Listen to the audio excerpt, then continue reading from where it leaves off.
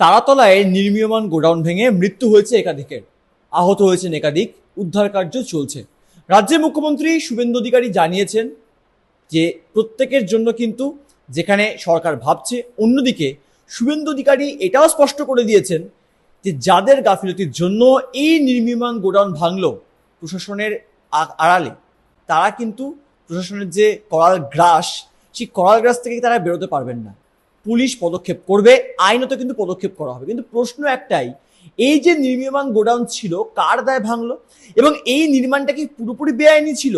এই যে sanction plan সেটা কি পুরোপুরি বেআইনি ছিল? বা এই যে গোটা যে জায়গাটার উপর এই বিল্ডিংটা বা গোডাউনটা তৈরি হচ্ছিল সেখানকার সয়েল টেস্ট করা হয়েছিল, সবটাই জানবো। এই মুহূর্তে এই সময় লাইভে রয়েছেন আইআইএসটি শিবপুরের প্রাক্তন রেজিস্ট্রার তথা টাউন প্ল্যানার বিমান বন্দ্যোপাধ্যায়। আপনাকে স্বাগত এই সময় লাইভে। আপনি ঘটনাস্থলে যেদিন এই ঘটনাটি ঘটে আপনি সেখানে গিয়েছিলেন, এবং প্রথমত সেই যে জায়গাটি 6,689 স্কোয়ার মিটারের উপর সেই জায়গাটি, সেই গোডাউনটি তৈরি করা হচ্ছিল, অ্যাজ আ মানে আপনি আর্কিটেক্ট বলুন বা কনস্ট্রাকশনের সঙ্গে দীর্ঘদিন ধরে যুক্ত রয়েছেন, কিভাবে দেখলেন জায়গাটিকে আপনি? দেখুন, প্রথমে তো আমি যখন যাই প্রথমে ঢুকতে দিচ্ছিল না, ঢুকতে পারিনি। কিন্তু পরে ঠিক পাশে একটা পুরনো শেড দোতলা ছিল, তার ছাদ থেকে ওই জায়গাটাকে দেখতে পেয়েছি।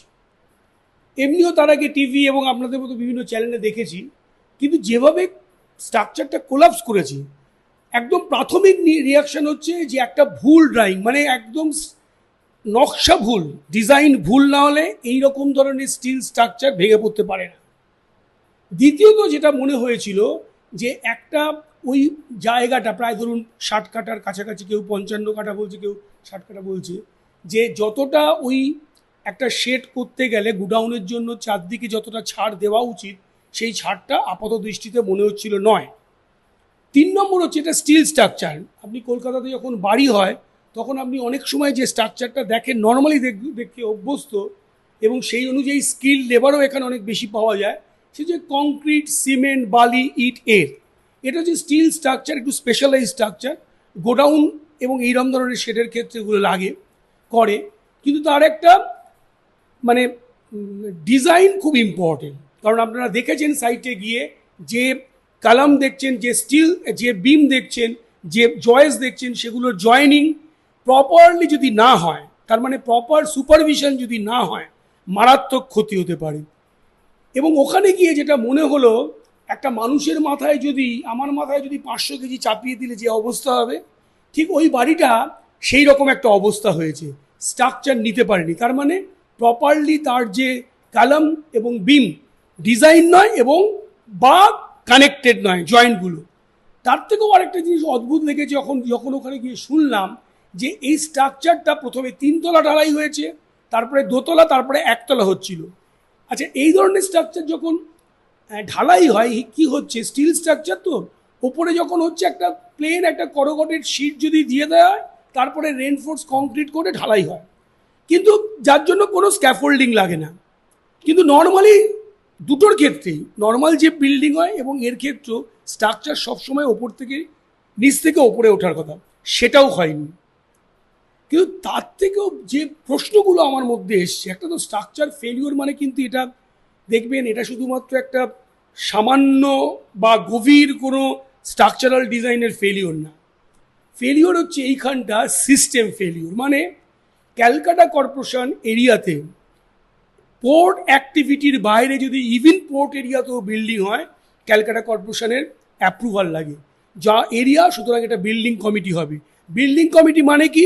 ক্যালকাটা কর্পোরেশনের বিল্ডিং কমিটি মানে হচ্ছে তার চেয়ারম্যান হচ্ছে কমিশনার এবং one of the senior member, এক্ষেত্রে অনেক সময় ডিজি বিল্ডিং, কর্পোরেশনের আরও 2-1 অফিসার, এবং এছাড়া আপনাদের fire, Calcutta metropolitan development authority, environment department, police, মানে তারপরে যতগুলো ডিপার্টমেন্ট এর সাথে যুক্ত হয়ে থাকে সবকটা এখানে যুক্ত।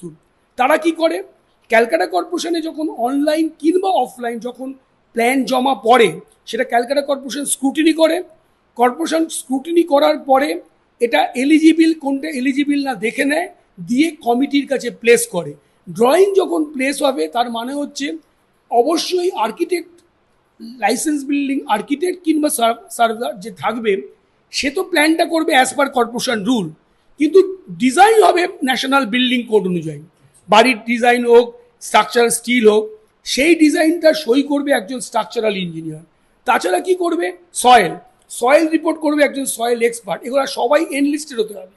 এবারে এই এনলিস্টেড যারা লাইসেন্স বিল্ডিং আর্কিটেক্ট কি লাইসেন্স বিল্ডিং যারা বাকি যে অংশটা আছে স্ট্রাকচারাল ইঞ্জিনিয়ার অথবা আমাদের যারা সয়েল এক্সপার্ট, তাদের দ্বারাই হবে। এবং কমিটি কি করে, কমিটি দেখে যে এ স্ট্যাটুটারি সমস্ত কিছু নর্মস মেনটেন করেছে কিনা।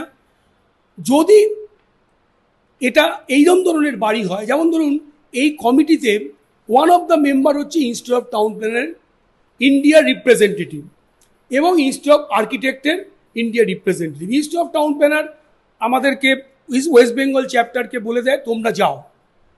যদিও খুব দুর্ভাগ্যজনক, আমরা দেখেছি ক্যালকাটা কর্পোরেশনকে বলেও এটা হয়নি, ওরা ইন্ডিভিজুয়ালকে ডেকেছে, নট থ্রু, মানে লাস্ট 3 বছর ধরে ওরা ইন্ডিভিজুয়াল একজন টাউন প্ল্যানারকে ডেকেছে, যেটা ঠিক না। তাহলে এটা কি কোথাও গিয়ে মমতা বন্দ্যোপাধ্যায় সরকারের গাফিলতি ছিল? একদম।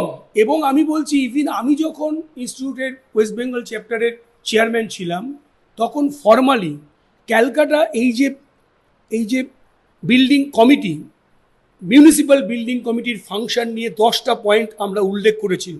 কিভাবে এফআইআর ভায়োলেশন হচ্ছে, ভায়োলেশন কেমন বলছি, বিল্ডিং কমিটির বাইরে কোনো স্ট্যাটুটারি কমিটি নেই। অনেক সময় এরা স্টেট বিল্ডিং কমিটি এরকম বানিয়ে দিয়েছে, তার কাছে রেফার করেছি। আমি তো ডেফিনেটলি একটা আমার বিতর্ক হয়েছিল, আমি নাম করছি না, একটা হসপিটাল, পুরনো হসপিটাল, সে একটা প্ল্যান স্যাংশন করতে এসছে, সে যে এফআইআর পাওয়া উচিত তার থেকে বেশি এফআইআর ক্লেম করেছে outside the পারভিউ of the building committee. তারপরে তারা নিচ্ছে আপনার কার পার্কিং নিচ্ছে, ইভিন প্রপোজাল দিচ্ছে যে পারলে রাস্তার কার পার্কিং নেবে।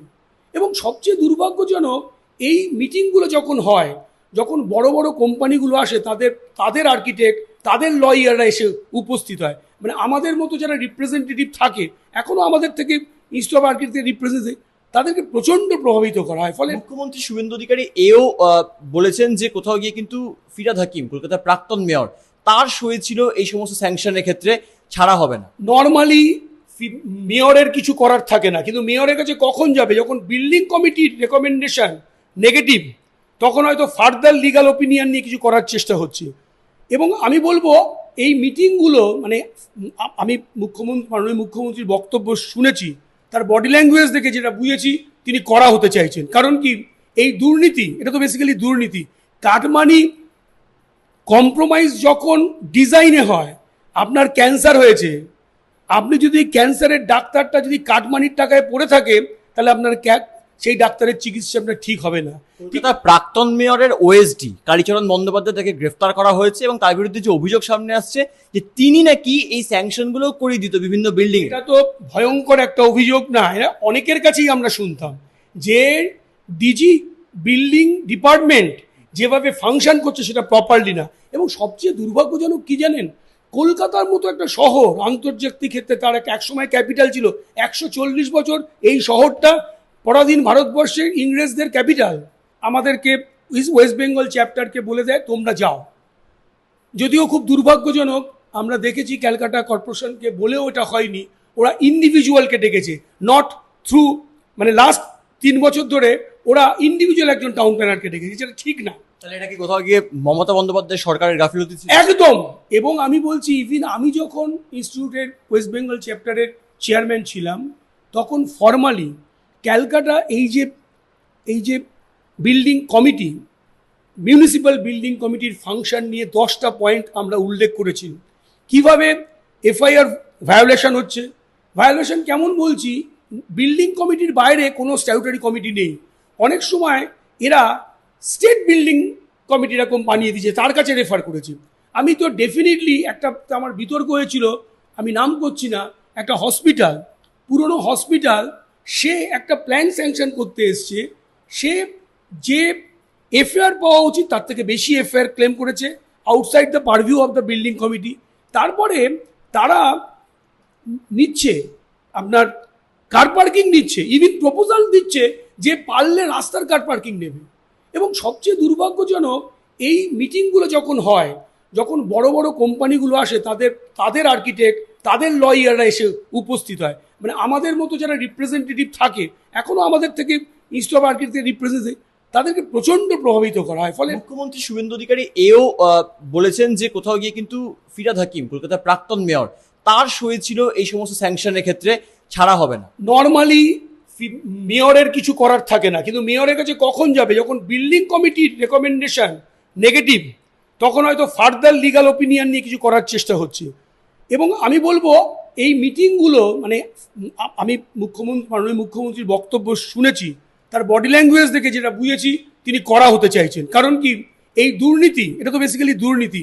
কাটমানি কম্প্রোমাইজ যখন ডিজাইনে হয়, আপনার ক্যান্সার হয়েছে, আপনি যদি ক্যান্সারের ডাক্তারটা যদি কাটমানির টাকায় পড়ে থাকে, তাহলে আপনার সেই ডাক্তারের চিকিৎসা আপনার ঠিক হবে না। কলকাতার প্রাক্তন মেয়রের ওএসডি কালীচরণ বন্দ্যোপাধ্যায় তাকে গ্রেফতার করা হয়েছে এবং তার বিরুদ্ধে যে অভিযোগ সামনে আসছে যে তিনি নাকি এই স্যাংশনগুলো করিয়ে দিত বিভিন্ন বিল্ডিং। এটা তো ভয়ঙ্কর একটা অভিযোগ না, এটা অনেকের কাছেই আমরা শুনতাম যে ডিজি বিল্ডিং ডিপার্টমেন্ট যেভাবে ফাংশন করছে সেটা প্রপারলি না। এবং সবচেয়ে দুর্ভাগ্যজনক কি জানেন, কলকাতার মতো একটা শহর, আন্তর্জাতিক ক্ষেত্রে তার একসময় ক্যাপিটাল ছিল, 140 বছর এই শহরটা পরাধীন ভারতবর্ষের ইংরেজদের ক্যাপিটাল, এটা মাথায় রাখবেন।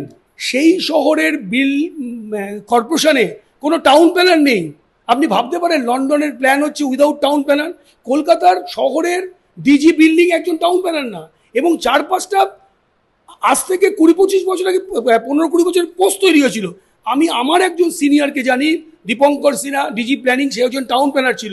সে চলে যাওয়ার পরে লাস্ট 10-12 বা 13 বছর ধরে কোনো টাউন প্ল্যানিং পোস্ট নেই। তার মানে টাউন প্ল্যানিং নর্মস, যেমন ধরুন একটা ওয়ার্ডে যখন বিল্ডিং প্ল্যান স্যাংশন হয়, তখন আমাদের ল্যান্ড ইউজ কন্ট্রোল প্ল্যান বলি, টাউন অ্যান্ড কান্ট্রি প্ল্যানিংয়ের অধীনে অ্যাকচুয়ালি কী ল্যান্ড ইউজ হবে সেটা ঠিক হয়, সেটা স্টাফ তৈরি করা। সুতরাং সেটা ভায়োলেট করা হচ্ছে কিনা দেখে, ও তো রিড করতেই পারবে না যে আমার যে কোন ল্যান্ড ইউজটা, ধরুন এটা পোর্টের জমি, পোর্টের জমি মানে কি, পোর্ট এটা লিজ দিয়েছে, লিজ দিয়ে পোর্টেরও কিন্তু পোর্ট এরিয়ায় কি কাজ করবে আদার দেন পোর্ট অ্যাক্টিভিটি বলা আছে লিমিটেড। আর ওর কারণ কি, পোর্ট নিয়েছে পোর্টের ফাংশনের জন্য।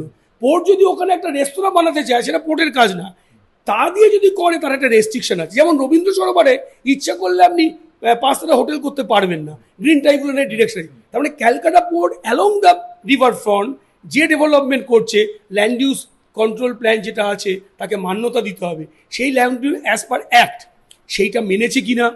ক্যালকাটা কর্পোরেশনের যে বিল্ডিং রুলে যা যা বলা আছে, আমার নিজের মনে হয়েছে এ টপ টু বটম সব জায়গাতেই এটার বেআইনি হয়েছে। ইভেন ইন্সপেকশন, আপনি বুঝতে পারছেন বিল্ডিং এইরকম একটা স্ট্রাকচারাল বিল্ডিং, সেই জন্য কি মুখ্যমন্ত্রী বললেন যে G+5 অর্থাৎ হাই রাইজের ক্ষেত্রে তিনি আজকে স্পষ্ট সাংবাদিক বৈঠক করে বলেছেন যে G+5 এর ক্ষেত্রে কিন্তু আগে অডিট হবে এবং তার সেটা কমিটি গড়ে দেওয়া হয়েছে। অন্যদিকে দাঁড়িয়ে তিনি কয়েকটি পুরো এলাকার কথা বলেছেন, সোনারপুর রয়েছে, বজবজ রয়েছে, বারুইপুর রয়েছে, সাউথ দমদম রয়েছে, কামারহাটি থেকে শুরু করে একাধিক পুরো এলাকাতে কিন্তু 31শে জুলাই পর্যন্ত যে সমস্ত হাই রাইজ তৈরি হচ্ছে সেগুলো কিন্তু আপাতত বন্ধ রাখার সিদ্ধান্ত নেওয়া হয়েছে, যদি না জরুরি ভিত্তিতে হয়। তিনি বলছেন যে এখানে অনেকে যুক্ত ছিল যারা কিন্তু গত 15 বছর ধরে কিন্তু এই যে আপনি যে অভিযোগ করছেন যে কাটমানি নিয়ে গেছে, বেআইনিভাবে প্ল্যান স্যাংশন করিয়েছে এবং তার ফলে হয়তো মানুষের খেসারত গুনতে হচ্ছে। একদম ঠিক।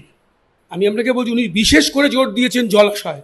আপনি জানেন ইস্ট ক্যালকাটা রামসর এরিয়া, এবং সেখানে কোর্টের রায় আছে এবং অ্যাক্ট হচ্ছে ইস্ট ক্যালকাটা যে ওয়েটল্যান্ড অ্যাক্ট 2006 সালে হয়েছিল, তাতে বলা আছে এই জমিতে কিভাবে ব্যবহার করা যাবে।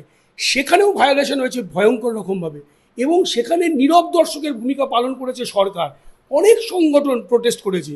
এবং এটার জন্য কলকাতার ক্লাইমেট, আমি বিশেষ করে বলছি বাইপাসের পাশের দিকে অনেক জায়গা আছে যেভাবে মাল্টি স্টোরি হচ্ছে, সবগুলো কি বেআইনি? বেআইনির থেকে বড় কথা সেটা এইরকমভাবে বলা যাবে না, কারণ জমির ক্যারেক্টার চেঞ্জ করিয়েছে হয়তো। যে জমি হয়তো জলা ছিল সেই জমি জলার ক্যারেক্টার পাল্টে দিয়েছে হয়তো, কলকাতার বিভিন্ন জায়গায় জলাজমি বুঝিয়েছে। এটার জন্য আজকে যে দেখছেন না শহরগুলোতে এত ক্রাইসিস, এই ক্রাইসিসের অন্যতম কারণ হচ্ছে যে ক্যালকাটার ওপেন এরিয়া খুব কম। আপনি কলকাতায় এই যে বৃষ্টি হলে জমে যাচ্ছে, কারণ আপনি ধরুন আমাদের ছোটবেলায় যত জলাজমি ছিল তার প্রায় অর্ধেক জলাজমি ভরে দিতে হয়েছে, হঠাৎ করে বৃষ্টি হলে জলটা যাবে কোথায়?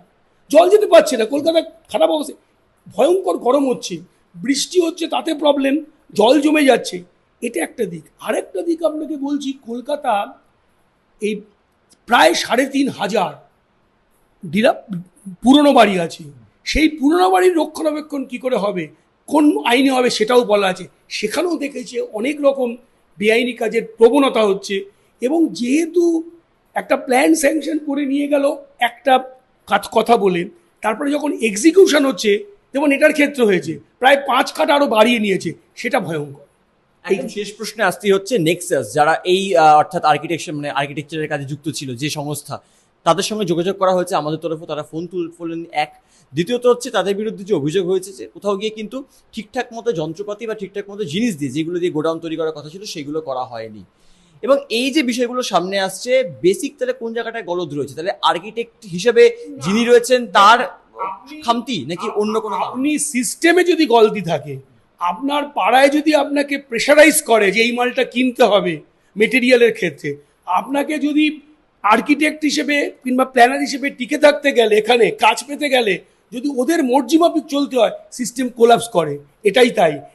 ইন্ডিভিজুয়ালকে তো অবশ্যই দায়ী, নিঃসন্দেহে, কিন্তু বেসিক্যালি সিস্টেম, পলিটিক্যাল সিস্টেম এবং অ্যাডমিনিস্ট্রেটিভ এবং ইঞ্জিনিয়ারিং সিস্টেমকে একদম দৃঢ়তার সাথে, যে ভাষায় মুখ্যমন্ত্রী কথা বলছেন, শেষ পর্যন্ত ওনাকে এই কথা বলতে হবে, টপ টু বটম। এটা ঠিক করতে হবে এই অ্যাটিটিউড নিয়ে, যে না, কোনো ২ নম্বরই আমরা অ্যালাউ করবো না, যা হয়েছে সেটাকে সংশোধন করতে হবে, তবেই শহরটা বাঁচবে। অর্থাৎ আমরা কথা বলছিলাম আইআইএসটি শিবপুরের প্রাক্তন ম্যাজিস্ট্রেট তথা টাউন প্ল্যানার বিমান বন্দ্যোপাধ্যায়ের সঙ্গে। তিনি যে বিষয়টি স্পষ্ট করলেন যে কোথাও গিয়ে তারাতলার যে গোডাউন ভেঙে পড়লো, তার নেপথ্যে কি স্ট্রাকচারাল ডিজাইনে কোনো রকম ফেলিওর ছিল, বা সেটা কি একদম প্রপারলি মানে যে ব্লু প্রিন্টটা ছিল স্ট্রাকচারের, সেটা কি মেনটেন করা হয়েছিল, নাকি কোথাও গিয়ে তিনি এই অভিযোগও করছেন যে এক্সট্রা নাকি অনেকটা জমি বাড়ি দেওয়া হয়েছিল, যেটা কিন্তু অবশ্যই স্যাংশন নয়। সেক্ষেত্রে কিন্তু অবশ্যই কলকাতা পুরসভাকে বিষয়টি দেখতে হবে।